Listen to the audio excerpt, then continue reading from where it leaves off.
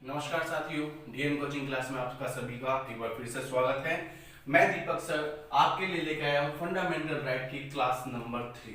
Last दो क्लासों में हमने डिस्कस किया यानी कि इंट्रोडक्शन, और हमने जो लास्ट क्लास में डिस्कशन किया था वो किया था हमने आर्टिकल 12, 13 और आर्टिकल 14 से लेके 18, जिसमें हमने पढ़ा था राइट टू इक्वालिटी। आज हम जो डिस्कस करने जा रहे हैं वो है राइट टू लिबर्टी यानी कि स्वतंत्रता का अधिकार। स्वतंत्रता के अधिकार को आर्टिकल 19 से लेके 22 में डिफाइन किया गया है। यानी कि यहां से भी आपसे क्वेश्चन पूछ सकता है कि भाई राइट टू लिबर्टी को कौन से आर्टिकल में कहां तक इसको डिफाइन किया गया है। तो हम देखते हैं कि आर्टिकल 19 से लेके 22 में इसको डिफाइन किया गया है। चलते हैं आर्टिकल 19(1) के ए में। ये क्या कहता है? ये कहता है कि freedom of speech and expression, यानी कि हर व्यक्ति को क्या है, अपनी अभिव्यक्ति अपने विचार रखने का अधिकार है। यानी कि हर व्यक्ति चाहे वह किसी भी जाति धर्म लिंग वंश से क्यों ना संबंधित हो, यानी कि आज डेमोक्रेटिक यानी कि लोकतांत्रिक देश में हर व्यक्ति अपनी स्पीच और एक्सप्रेशन यानी कि अपनी अभिव्यक्ति रख सकता है, अपने विचार रख सकता है। और इसी आर्टिकल के अकॉर्डिंग हम देखेंगे फ्रीडम ऑफ प्रेस, यानी कि प्रेस को भी, यानी कि जो हमारी प्रेस है उसको भी क्या दी गई है, फ्रीडम दी गई है कि वो अपने इंडिपेंडेंटली क्या कर सकती है, न्यूज को अगेंस्ट द गवर्नमेंट अगर कोई भी इशू होता है वो उसको खुले आम मतलब इंडिपेंडेंटली उसका क्रिटिसाइज कर सकती है। तो ये आता है हमारा freedom of speech and expression. Next देखते हैं हम 19(b) में हम देखेंगे फ्रीडम ऑफ असेंबली, यानी कि सभा करने का अधिकार। भाई सभा करने का अधिकार हर व्यक्ति को है, चाहे वे किसी भी जाति धर्म से क्यों ना संबंधित हो। लेकिन सभा कैसी होनी चाहिए? पहली बात, भाई हमारा संविधान हमें कहता है कि आप सभा कर सकते हो, लेकिन सभा की भी कंडीशन दी गई है कि आप सभा करो, लेकिन कैसी होनी चाहिए ये सभा? ये सभा होनी चाहिए पीसफुल, यानी कि शांतिपूर्ण तरीके से होनी चाहिए और विदाउट आर्म्स, बिना हथियारों के होनी चाहिए। तब हमारा संविधान हमें 19(1) के बी के अंदर फ्रीडम ऑफ असेंबली का राइट देता है। नेक्स्ट हम देखते हैं कि 19 के सी में freedom of association and union, यानी कि हमारा संविधान हमें यह भी अधिकार देता है कि हम किसी भी संघ को बना सकते हैं, लेकिन ये संघ हमेशा वेलफेयर के लिए होने चाहिए, कल्याण के लिए होने चाहिए। ये यूनियन या एसोसिएशन ऐसी नहीं होनी चाहिए जिससे देश की शांति भंग हो, यानी कि देश के कल्याण, समाज के कल्याण से संबंधित होनी चाहिए। नेक्स्ट हम देखते हैं कि 19(d) में हम क्या देते हैं फ्रीडम ऑफ मूवमेंट, यानी कि भारत का कोई भी नागरिक चाहे वे किसी भी राज्य से संबंधित हो, पूरे भारतवर्ष के अंदर कहीं भी मूवमेंट कर सकता है, यानी कि आ जा सकता है। उस पर किसी भी प्रकार की कोई भी पाबंदी नहीं होगी। नेक्स्ट हम देखते हैं कि 19 का ई क्या कहता है, फ्रीडम ऑफ रेजिडेंस, यानी कि 19(e) में देखते हैं हम कि भारत का कोई भी नागरिक चाहे वह किसी भी जाति का हो या किसी भी राज्य से संबंधित क्यों ना हो, वो कहीं भी रह सकता है, यानी कि कहीं भी वो बसर कर सकता है। इसमें उस व्यक्ति पर कोई भी बाउंडेशन नहीं लगाई जाएगी, यानी कि अगर कोई भी व्यक्ति मुंबई से दिल्ली आकर शिफ्ट होना चाहता है तो वो रह सकता है, इस पे किसी प्रकार की कोई बाउंडेशन नहीं होगी।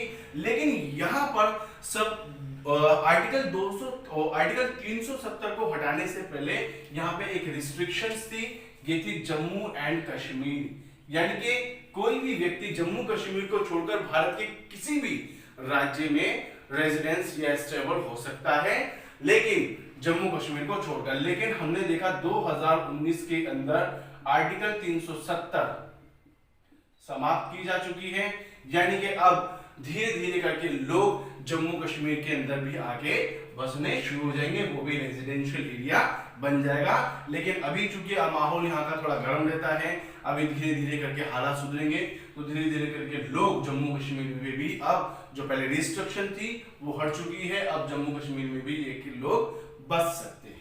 नेक्स्ट हम देखते हैं कि 19 का एफ राइट टू प्रॉपर्टी था, और हमने लास्ट क्लास में भी डिस्कस किया था भाई राइट टू प्रॉपर्टी जो है, यानी कि आर्टिकल 31 में भी मेंशन किया गया है और 19 के एफ में है। तो इसको क्या किया गया है, इसको डिलीट कर दिया गया है और इसको फंडामेंटल राइट से निकालकर इसको डाल दिया गया है आर्टिकल 300(a) में, और 300(a) के अकॉर्डिंग ये बन गया है लीगल राइट। ठीक है।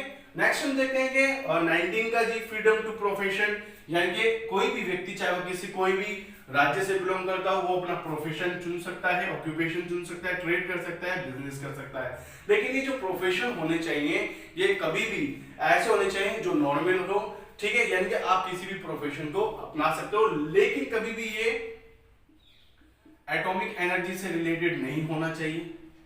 यानी कि इसका अगर राइट है तो सिर्फ गवर्नमेंट ऑफ इंडिया भारत को ही है, यानी कि कोई भी व्यक्ति एटॉमिक एनर्जी से रिलेटेड या कोई भी हजार्डियस केमिकल से रिलेटेड प्रोफेशन को अप्लाई नहीं कर सकता। और इसमें इंडियन रेलवे भी क्या है, इंक्लूड थी, लेकिन इसमें भी कोई भी व्यक्ति अपना प्रोफेशन या ऑक्यूपेशन नहीं बना सकता। क्योंकि इंडियन रेलवे भी कुछ पार्ट जो है धीरे धीरे करके प्राइवेटाइजेशन हो रहा है। अब आने वाले समय में हो सकता है कि ऑक्यूपेशन का जो ट्रेड पे जो बाउंडेशन लगाई गई है इंडियन रेलवे पे, वो भी धीरे धीरे कर हट जाए। नेक्स्ट हम देखते हैं कि आर्टिकल 20 क्या कहता है। तो 19 के इतने सारे इनके जी पार्ट तक हमने समझ लिया है। अब हम देखते हैं कि आर्टिकल 20 जो एग्जाम पॉइंट ऑफ व्यू से भी इंपॉर्टेंट बन जाता है। Protection in respect of conviction of offence, यानी कि हम देखते हैं कन्विक्शन ऑफ फॉर ऑफेंस, यानी कि दोष सिद्धि के आधार पर, यानी कि अगर आप पे कोई दोष लगाया जाता है, कोई ऑफेंस किया जाता है, तो उस पर आपको कुछ प्रोटेक्शन दी जाती है आर्टिकल 20 के अकॉर्डिंग। आर्टिकल 20 के अकॉर्डिंग आपको 3 सेफगार्ड प्रोवाइड करता है हमारा कॉन्स्टिट्यूशन ऑफ इंडिया, भारत का संविधान। वो 3 सेफगार्ड क्या है? पहला है एक्स फैक्टो लो प्रोहिबिटेड, यानी कि इसका मतलब यह होता है कि अगर जिस समय किसी व्यक्ति ने कोई क्राइम किया है और उस समय उस सजा का कोई प्रोविजन नहीं है, तो उसमें एक कंडीशन आपको दे दी जाती है कि भाई अगर आप आगे से कोई ऐसा क्राइम करते हो तो आपको सजा होगी, लेकिन चूंकि अभी ये कानून नहीं आया था इसलिए आपको छोड़ा जाता है, लेकिन भविष्य में अगर आप ऐसा कुछ करते हो तो आपका सजा का प्रावधान होगा। दूसरी बात, इसमें एक्स फैक्टो मतलब अगर किसी व्यक्ति ने कानून बना अब है, लेकिन उसका मतलब वो सेम क्राइम वो पहले कर चुका है, तो उस कंडीशन में भी क्या उसको सजा दी जाएगी? उसको सजा नहीं दी जाएगी। क्यों? क्योंकि ये कानून अभी नहीं बना था और इसलिए इस पर ये कंडीशन लागू नहीं होती। दूसरा, डबल जियोपार्डी प्रोहिबिटेड, यानी कि अगर किसी व्यक्ति ने कोई क्राइम किया है तो क्राइम का सजा का जो प्रोविजन है, सेंटेंस का जो प्रोविजन होगा वो वन टाइम होगा, 2 बार नहीं हो सकता। यानी कि किसी भी व्यक्ति को दो सिद्धि के आधार पर डबल सजा का प्रावधान नहीं होता। यानी कि अगर कोई व्यक्ति कोई क्राइम करता है उसको सजा दी जा चुकी है तो उसको दोबारा सजा नहीं दी जा सकती। इसे बोलते हैं डबल जियोपार्डी प्रोहिबिटेड। और भारत का संविधान हमें 3 सेफगार्ड देता है जिसमें डबल जियोपार्डी सेकंड है। नेक्स्ट है सेल्फ इंक्रिमिनेशन प्रोहिबिटेड, यानी कि कोई भी अगर व्यक्ति कोई क्राइम करता है तो जबरदस्ती फोर्सफुली उस व्यक्ति को उसी के खिलाफ गवाही देने पर प्रेशर नहीं बनाया जा सकता। अगर ऐसा बनाता है तो उसका फंडामेंटल राइट 20 का वायलेशन हो रहा है। ऐसी कंडीशन में उसको यानी कि किसी भी अरेस्ट किए गए व्यक्ति को उसी के खिलाफ क्या नहीं कर सकते, हम प्रेशर नहीं बना सकते कि वो अपने ही खिलाफ गवाही दे। ठीक है, तो ये हमने देखा है कि 3 सेफगार्ड है जो हमें आर्टिकल 20 प्रोवाइड कराता है। नेक्स्ट देखते हैं आर्टिकल 21 क्या कहता है कि no person shall be deprived from his liberty except according to law, यानी कि किसी भी व्यक्ति को डिप्राइव यानी कि वंचित नहीं किया जा सकता उसकी स्वतंत्रता से सिवाय अकॉर्डिंग टू लॉ, सिवाय कानून के। यानी कि अगर किसी व्यक्ति की हम स्वतंत्रता का हनन नहीं कर सकते। क्यों नहीं कर सकते? क्योंकि ये हमारा राइट नहीं कि हम किसी की भी स्वतंत्रता का हनन करें। हाँ, लेकिन अगर कोई व्यक्ति गलत काम करता है या कोई क्राइम करता है तो ऐसी कंडीशन में इसको अकॉर्डिंग टू लॉ, कानून के हिसाब से उसको या कानून के अकॉर्डिंग उसकी लिबर्टी को डिप्राइव किया जा सकता है। अदरवाइज अगर एक नॉर्मल व्यक्ति अपनी लाइफ सर्वाइव कर रहा हो उस कंडीशन में उसकी लिबर्टी पे कोई भी एक्शन नहीं लिया जा सकता। लेकिन कोई क्राइम करता तो उस कंडीशन में सिर्फ कानून के द्वारा ही उसकी स्वतंत्रता को डिप्राइव या उसको उसकी स्वतंत्रता से डिप्राइव यानी कि वंचित किया जा सकता है। तो ये थे हमारा आर्टिकल 21 जो एग्जाम पॉइंट ऑफ व्यू से भी इंपॉर्टेंट है और आर्टिकल 20 तो मोस्ट इंपॉर्टेंट है, ये भी कई बार एग्जाम के अंदर आपसे पूछ लेता है।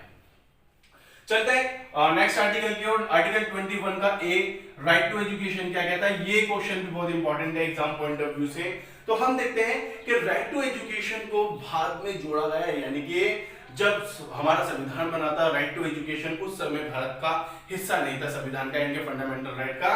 इसको बाद में जोड़ा गया कब? एक कॉन्स्टिट्यूशन अमेंडमेंट हुआ, 86 कॉन्स्टिट्यूशन अमेंडमेंट, ये हुआ सन 2002 में। यानी कि 2002 के कॉन्स्टिट्यूशन अमेंडमेंट के अकॉर्डिंग हम देखें 86वें संविधान संशोधन के तहत सन 2002 में जो राइट टू एजुकेशन है, जो शिक्षा का अधिकार है, इसको फंडामेंटल राइट में आर्टिकल 21A में जोड़ा गया। और साथ ही साथ हम देखते हैं कि ये जो राइट टू एजुकेशन है, यानी कि 86वें संविधान संशोधन 2 है, जो 2002 के अंदर फंडामेंटल राइट में जोड़ा गया, इसी 2002 के अंदर एक और फंडामेंटल ड्यूटीज जोड़ दी गई थी, जो 11वीं फंडामेंटल ड्यूटीज थी। तो यानी कि दो क्वेश्चन आपके यहां से बन जाते हैं। पहला क्वेश्चन राइट टू एजुकेशन कब आया और भारत के संविधान में फंडामेंटल राइट में कब ऐड हुआ, तो हमें याद रखना भाई ये 2002 के अंदर था, यहां से बन गया आपका एक क्वेश्चन। दूसरा बन जाता है कौन से संविधान संशोधन के तहत राइट टू एजुकेशन को जोड़ा गया, तो हम देखते हैं भाई 86वें संविधान संशोधन के तहत राइट टू एजुकेशन यानी कि शिक्षा के अधिकार को फंडामेंटल राइट में जोड़ा गया। तीसरा क्वेश्चन आपसे पूछ लेता है कि भाई किस आर्टिकल के अकॉर्डिंग जोड़ा गया, तो हम देखेंगे आर्टिकल 21A के अकॉर्डिंग इसको जोड़ा गया। चौथा क्वेश्चन और आपसे क्या पूछ लेता है, चौथा क्वेश्चन पूछ लेता है भाई 11वां फंडामेंटल जो ड्यूटी है, यानी कि जो फंडामेंटल ड्यूटी है उस 11वीं फंडामेंटल ड्यूटी को जोड़ा गया और इसमें जोड़ा गया हर गार्जियन, यानी कि हर गार्जियन की जिम्मेदारी रिस्पॉन्सिबिलिटी है कि वे अपने बच्चों को free and compulsory education provide करें, यानी कि राज्य शिक्षा के लिए प्रोविजन बना सकता है, स्कूल कॉलेज बिल्डिंग्स बना सकता है, लेकिन गार्जियन की भी जिम्मेदारी बनती है कि वो अपने बच्चों को free and compulsory education provide करने के लिए एजुकेशनल इंस्टीट्यूशन यानी कि जैसे स्कूल कॉलेज है नहीं, यहाँ पर यूनिवर्सिटी में भेजें ताकि उनके बच्चों को भी फ्री एंड कंपलसरी एजुकेशन का बेनिफिट मिल सके। और इस तरीके से शिक्षा का अधिकार हर व्यक्ति को हो, चाहे वह किसी भी जाति धर्म लिंग वंश से क्यों ना संबंधित हो, सभी को शिक्षा का अधिकार दिया जाता है। तो राइट आर्टिकल 21 एक वेरी इंपॉर्टेंट क्वेश्चन बन जाता है और यहाँ से 4-5 क्वेश्चन एग्जाम में बनते हैं और कई बार एग्जाम के अंदर पूछे गए, चाहे वह एसएससी हो, रेलवे हो, DSSS हो, तो बहुत ही इंपॉर्टेंट क्वेश्चन है, बहुत ही इंपॉर्टेंट आर्टिकल है। ठीक है, नेक्स्ट हम देखते हैं कि आर्टिकल 22 क्या कहता है। ये क्वेश्चन भी आपका बन जाता है एग्जाम पॉइंट ऑफ व्यू से बहुत ही इंपॉर्टेंट, यानी कि प्रोटेक्शन अगेंस्ट आर्बिट्रेरी अरेस्ट, यानी कि अगर कोई भी व्यक्ति को अरेस्ट किया जाता है तो उसको कुछ प्रोटेक्शन दी जाती है, उसको कुछ सुरक्षा दी जाती है। And arrest in prevention detention, यानी कि उस प्रिवेंशन डिटेंशन को निवारक निरोध दिया जाता है, यानी कि अगर किसी व्यक्ति को अरेस्ट किया जाता है तो उसको कुछ राइट दिए जाते हैं, उस व्यक्ति को जो अरेस्ट हुआ है उसको कुछ अधिकार दिए जाते हैं। अधिकार सबसे पहला देते हैं, फर्स्ट राइट क्या होता है, right to know the ground of arrest, यानी कि अरेस्ट किए गए व्यक्ति को यह अधिकार होता है कि वो पूछ सकता है कि भाई मुझे जो अरेस्ट किया जा रहा है आखिर इसका ग्राउंड है क्या, यानी कि ऐसा मैंने क्या काम किया है जिसकी वजह से आप मुझे अरेस्ट कर रहे हैं। तो पहली बात तो उसको ये जानने का अधिकार होता है कि what is the ground of arrest, यानी कि अरेस्ट करने का ग्राउंड क्या है, किस आधार पर मुझे बंदी बनाया जा रहा है, मुझे अरेस्ट किया जा रहा है। दूसरा जो राइट है, right to defend by a lawyer of choice, यानी कि किसी भी व्यक्ति को, अरेस्ट किए गए व्यक्ति को अपनी इच्छा के अनुसार अपना वकील या चुनने का अधिकार है जो उसकी तरफ से उसको डिफेंड करे, उसकी रक्षा करे, यानी कि उसको प्रोटेक्ट करे। तो दूसरा राइट हमें मिलता है क्या, डिफेंडेड बाय, यानी कि right to defend by a lawyer of choice, अपनी मर्जी का वकील चुनने का अधिकार। थर्ड हम देखते हैं कि right to produce to before a magistrate within 24 hour of arrest, यानी कि अरेस्ट किए गए व्यक्ति को 24 घंटे के अंदर अंदर मजिस्ट्रेट के सामने पेश किया जाए, यानी कि सीधा सीधा अगर किसी व्यक्ति को हम अरेस्ट करते हैं, अरेस्ट करने के बाद सीधा हम उसको तिहाड़ जेल में नहीं डाल सकते हैं, सीधा हम उसको सेल में नहीं डाल सकते। सेल में डालने से पहले हमें उसको 24 घंटे के अंदर अंदर हमें मजिस्ट्रेट के सामने पेश करना होगा, और जब मजिस्ट्रेट फाइनली इसको करता है, अरेस्ट करने का परमिशन देता है, तब जब उसको जाके हम उसको जेल में डाल सकते हैं, अदरवाइज नहीं डाल सकते।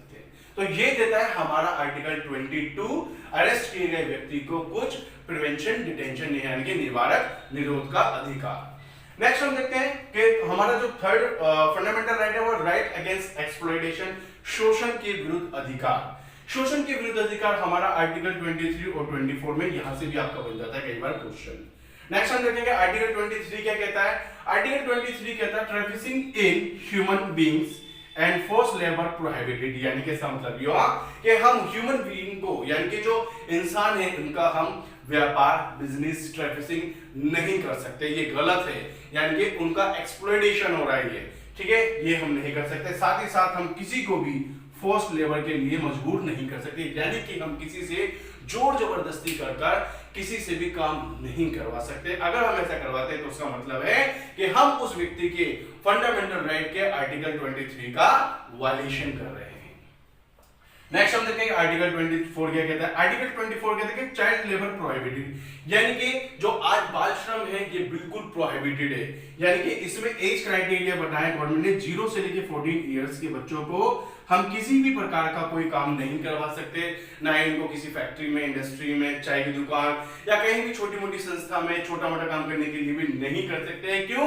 क्योंकि हम उनके बच्चों की जो खेलने कूदने की उम्र है, शिक्षा की उम्र है, उसका हम कर रहे हैं एक्सप्लॉयटेशन। और अगर ऐसा कोई करता है तो उसका मतलब ये आर्टिकल 24 का वायलेशन हो रहा है। इसके साथ ही हम देखते हैं कि 14 से लेकर 18 साल के जो बच्चे होते हैं ना, उनको भी हम क्या नहीं कर सकते, जितने भी हजार्डियस